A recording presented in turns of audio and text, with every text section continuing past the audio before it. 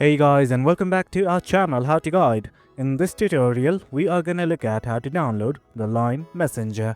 Now let us begin. Well, right now I want to download it for my Android device. So I'm simply gonna open up the Play Store and search for Line. And guys, this is it. This is the application that we wish to install, that is Line Calls and Messages. Well, do note that you can directly install it from this install button right here, and it is only about 85 MB.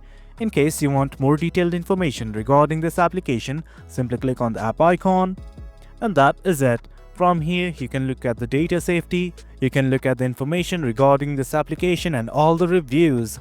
Well, right now all we want to do is download it. So let's simply click on this install button right here.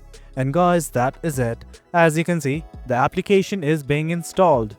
Well, do note that it might take some time to install depending upon your internet speed. Well guys, that is it. That's how we download Line Messenger. Hope you guys found this video informative, and for more content like this, do remember to hit like, share and subscribe. Your support fuels us. Until next time, thank you.